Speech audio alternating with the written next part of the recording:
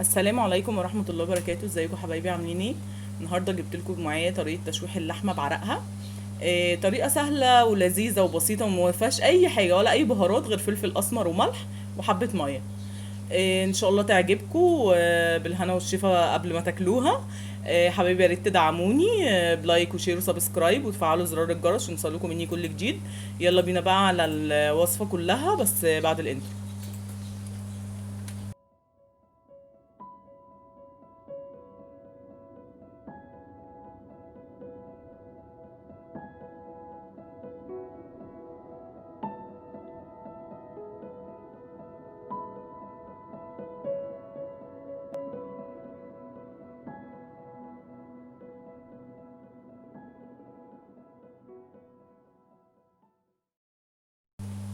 بسم الله.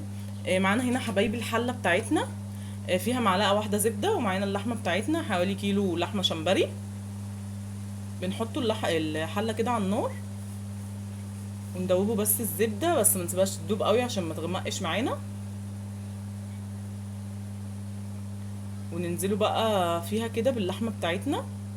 متحطيش ولا زيت ولا اي حاجة، هي ان شاء الله مش هيجرى لها حاجة الزبدة طالما هننزل باللحمة عليها على طول. اهي اللحمة مقطعاها تقطيعة عادية جدا، يعني مش ولا كبيرة قوي ولا صغيرة قوي. اللحمة التقطيعة العادية بتاعتنا، وهتستوي متقلقيش، وهتبقى زي الزبدة كمان.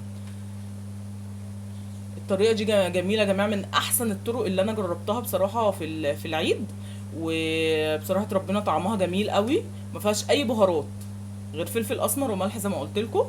و... وخفيفة كده، والصوص بتاعها اللي بتنزله بيبقى خطير جدا مع الزبدة، طبعا بيبقى رهيب. هننزل بقى بكل كمية اللحمة كده معانا. اللحمة زي ما انتوا شايفينها كده فيها نسبة دهون مش عالية، بس فيها نسبة برضو. نسبة الدهون دي هي اللي بتنزل لنا الطعم اللي احنا بنحبوه بتاع اللحمة المتشوحة. تشبه كده للحمة الفيليتو، بس هي طبعا مش متقطعة زيها، بس هي تشبه لها يعني في طعمها، وفي الاخر النتيجة بتبقى شبهها. احنا كده نزلنا بكل كمية اللحمة معانا، بنديها صدمة مع شوية فلفل اسمر، رشة كده.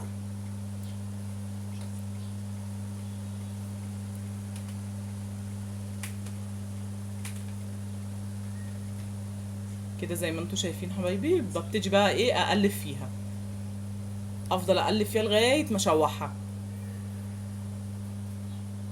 اهو بقلب فيها حوالي مثلا 10 دقايق لغايه ما تتشوح تماما وتاخد لون حلو كده. ودلوقتي انا سايبه ميه في الكاتل بتغلي، حوالي كوبايتين ميه. مش هستعملهم كلهم، انا بنزل بنص كوبايه نص كوبايه. وبعد ما بتتشرب النص كوبايه بشوفها لو لسه ما استوتش بحط نص كوبايه تاني، وهكذا. الطريقه دي خدت مني حوالي كوبايه ونص ميه بس. انتوا عارفين بقى اللحمه بتاعت العيد بتبقى يعني عشان بتبقى طازه بقى وكده، مش مجمده يعني، فبتستوى بسرعه. بنقلب بقى فيها كده زي ما قلت لكم، تقليب مستمر حوالي 10 دقايق لغايه ما تاخد اللون اللي احنا عايزينه.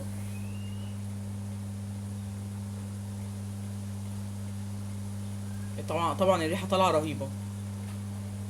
وزي ما انتم شايفين انا مش حاطه فيها اي بهارات غير حبه الزبده، معلقه الزبده ورشه الفلفل الاسمر. طبعا الملح مش بنحطه دلوقتي خالص عشان استوى، بنحطه اخر حاجه.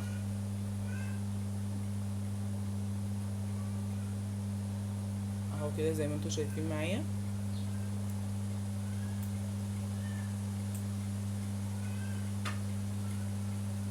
خلاص ابتدت اهي تستوى معانا، هنقلبها.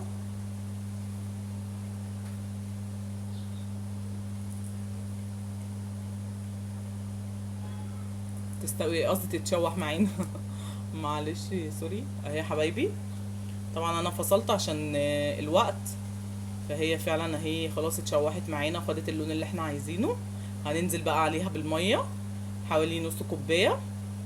اهي يا حبايبي بعد ما نزلت بالميه، وهغطي عليها بقى واغطي عليها النار وهسيبها مع نفسها. لازم توطي النار عشان تستوى معاكي وما تاخدش كميه سوائل كتير معانا. اهو حبايبي بصوا بعد ما نزلت بحوالي كوبايه ونص ميه، نص في نص، استوت خلاص في اخر نص كوبايه. هبتدي بقى احط لها الملح بتاعها كده واقلبها. بصوا اللي تحت دوت مش ميه، ده الصوص بتاعها. انا جربتها كده وطلعت واحده وجربتها، اختبرتها يعني لقيتها استوت تمام. بصوا بقى هي شكلها اصلا خطير وريحتها خطيره برضو. هوريها لكم دلوقتي لما تطلع معايا.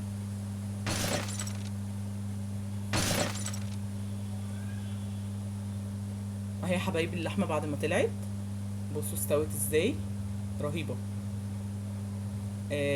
يا رب تعجبكم، بالهنا والشفا ان شاء الله.